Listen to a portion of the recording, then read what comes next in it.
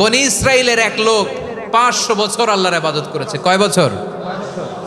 কোথায় জানেন? সাগরের মাঝখানে এক পাহাড়, ওই পাহাড়ের উপরে বসে 500 বছর টানা আল্লাহর ইবাদত। দিনে আর রাতে একবার করে নিচে নামতেন। সেখানে আল্লাহ তাআলা পাথরের ভেতর থেকে তার জন্য মিঠা পানির ব্যবস্থা করে দিয়েছেন, আর একটা ডালিম গাছের ব্যবস্থা করে দিয়েছেন। সকালে নামলে একটা টসটসে ডালিম, রাতে নামলে টসটসে ডালিম। এগুলো খেয়ে খেয়ে 500 বছর সে আল্লাহর ইবাদত করেছে। আর সে আল্লাহর কাছে বলেছে, আল্লাহ আমি যখন মারা যাব সেজদারত অবস্থায় যেন মারা যাই। ঠিকই আল্লাহ সেজদারত অবস্থায় সাইয়েদনা আজরাইলকে পাঠিয়ে দিলেন। সেজদারত অবস্থায় লোকটা মারা গেল। 500 বছর ইবাদতের পরে আল্লাহর দরবারে কিয়ামতের কঠিন ময়দানে যখন লোকটা হাজির হয়ে যাবে, আল্লাহ বলবেন, আদখিলু আবদি আল জান্নাতা বিরহমাতি, আমার বান্দাকে আমার দয়া আমার ভালোবাসা দিয়ে জান্নাতে ঢুকায়া দাও।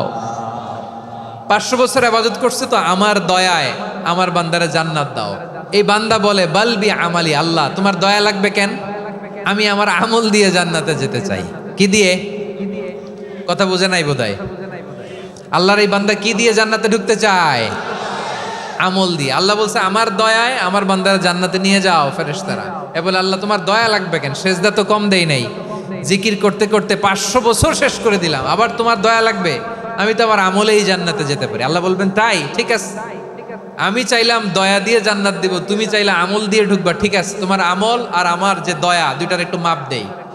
তোমার 500 বছরের ইবাদত এক পাল্লায় রাখো।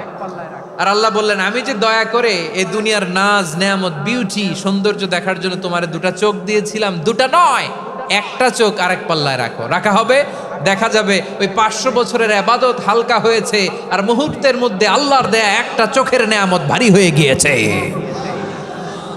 আল্লাহ বলবেন, তোমার কথা মতো মাপ দেয়া হলো, এবার ফলাফল দেখো, হিসাব বলে তুমি এখন জাহান্নামে যাবা। Go to the hell fire, যাও এবার জাহান্নামে যাও।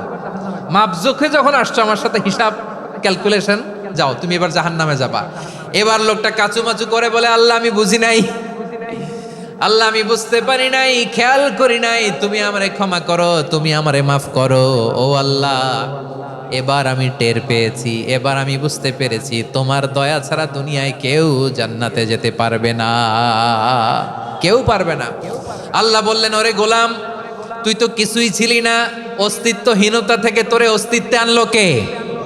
ওই ছোট্ট শুক্রাণু থেকে মায়ের পেটে 9 মাস ধরে খাবার দিয়েছে কে? আবার সুস্থতার সাথে দুনিয়ার বুকে তোরে ডেলিভারির ব্যবস্থা করে দিল কে? আবার তোর মায়ের বুকের ভেতরে 2টা খাবারের লাইনের ব্যবস্থা করে দিল কে? আবার তোকে শৈশব পেরিয়ে কৈশোর পেরিয়ে তারুণ্য, তারপরে যৌবন, এগুলো দান করলো কে? তার চেয়েও বড় কথা, পাহাড়ের মাঝখানে সাগরের মাঝখানে 500 বছর ইবাদত করার শক্তি তোর গায়ে দিয়েছে কে? এই সাগরের মধ্যে লোনা পানি, লবণের পানি মুখে দেয়া যায় না, সেখান থেকে আমি পাহাড়ের ভেতর থেকে মিঠা পানির ব্যবস্থা করে দিলাম। ওই জায়গায় তোরে রিজিকের বন্দোবস্ত করলো কে? সকাল বিকাল 2 বেলা টসটসে ডালিম খাওয়ার ব্যবস্থা করে দিল কে? তোর আবদার ছিল, আল্লাহ আপনি আমার সেজদারত অবস্থায় রুহু কবজ করবেন, তোর শেষ আবদারটাও পূরণ করেছে কে? ও গোলাম, আমার রহমতের তুলনায়, আমার নেয়ামতের তুলনায় তোর 500 বছরের ইবাদতের কোনো ওজনই হবে না। গোটা বিশ্বের কেউ কোনোদিন আমার জান্নাতে ঢুকতে পারবে না আমি আল্লাহর দয়া ছাড়া। হুয়ার রহমানুর রহিম, তিনি দয়াময়, তিনি মেহেরবান। জিব্রাইল আলাইহিস সালাম বিশ্বনবীর এই লম্বা হাদিসটা যখন শোনালেন, আমি যা যা বলছি এটা বিশাল এক হাদিসের অনুবাদ। বললেন, ইয়া মুহাম্মদ, এই দুনিয়ার সবটাই চলে আল্লাহর রহমত দিয়ে। হাদিসের শেষ কথা, সব চলে আল্লাহর কি দিয়ে? তখন বিশ্বনবী সাহাবাদের বললেন, ও সাহাবারা শোনো, আল্লাহর জান্নাতে কেউ কোনোদিন প্রবেশ করতে পারবে না তার রহমত ছাড়া। সাহাবারা বললেন, ইয়া রাসূলুল্লাহ, আপনিও না? আপনিও কি আল্লাহর রহমত ছাড়া প্রবেশ করতে পারবেন না? বিশ্বনবী বললেন, না আমিও না, আমি বিশ্বনবীও আল্লাহর জান্নাতে আল্লাহর রহমত ছাড়া ঢুকতে পারবে না। তবে কিয়ামতের দিন আল্লাহর রহমত আমার চারদিকে বেষ্টনী দিয়ে থাকবে।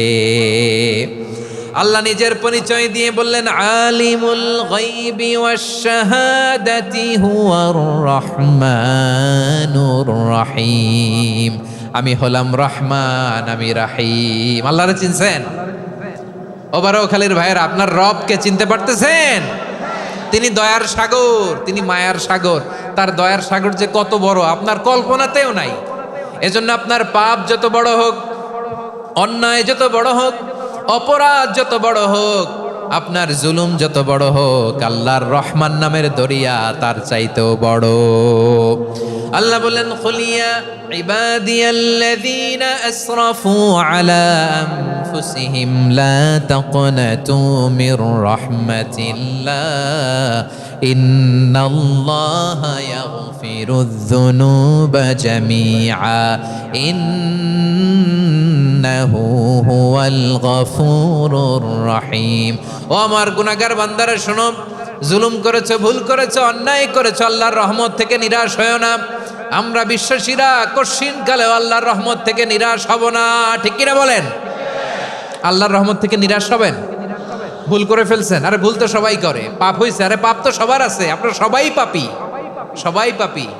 যত পাপ হোক, ভুল হোক, অন্যায় হোক, অনুতপ্ত হয়ে তওবা করে, ওযু করে, জায়নামাজটা বিছিয়ে সেজদা দিয়ে চোখের পানি ছাড়েন।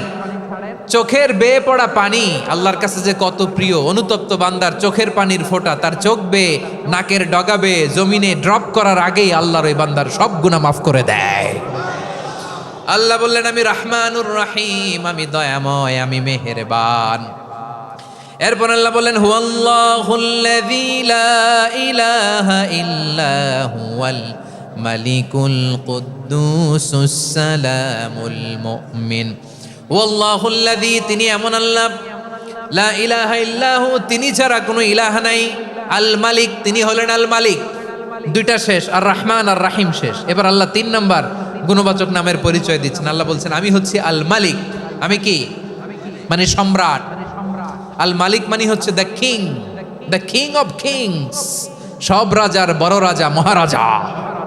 তার চেয়ে বড় রাজা আর কেউ নাই, তার চেয়ে বড় সম্রাট আর কেউ নাই, তার চেয়ে বড় ক্ষমতাধর সত্তা মহাবিশ্বে দ্বিতীয় কেউ নাই। চিৎকার করে বলেন ঠিক কিনা? তিনি আল মালিক। আল মালিক মানে ক্ষমতাধর, ক্ষমতার মালিক, রাজা ধীরাজ বাদশাহ। তার ক্ষমতা আর আমাদের ক্ষমতা একরকম নাকি? হ্যাঁ, আমাদের দুনিয়াতে ক্ষমতা অস্থায়ী ক্ষমতা, ঠিক কিনা বলেন? আইজ আছে কাল নাই, এরকম না ক্ষমতা? আল্লাহর ক্ষমতাও তো এরকম না, আইজ আছে কাল নাই এরকম। দুনিয়াতে দেখবেন কোন দেশের প্রেসিডেন্টের 4 বছরের ক্ষমতার মেয়াদ, কোন দেশের 5 বছরের। আল্লাহর কয় বছরের? 10 বছরের নাকি 20 বছর, 100 বছর। আল্লাহর ক্ষমতার মেয়াদ কতদিন বলেন? বুঝে থাকলে বলেন তো। চিরকাল তার ক্ষমতার মেয়াদ। চিল্লায় বলেন ঠিক কিনা? নিরঙ্কুশ ক্ষমতা, একচ্ছত্র ক্ষমতা বলতে যা বুঝায়, এই ক্ষমতা একমাত্র আল্লাহরই আছে। আমাদের ক্ষমতার জন্য আমরা ডিপেন্ড করতে হয়, ওর ডিপেন্ড লাগে, ওই জনমত নেওয়া লাগে, ওই জনগণের কাছে যাওয়া লাগে, ভোট চাওয়া লাগে। এরা ভোট দিলে এরপরে আমরা আসবো, ঠিক কিনা? আবার জনগণ না চাইলে আমরা নাই। আল্লাহর ক্ষমতা কি এরকম? হ্যাঁ, আবার দেখবেন দুনিয়াতে ক্ষমতায় যাওয়ার জন্য জোট করা লাগে। জোট, জোটের রাজনীতি আছে না নাই?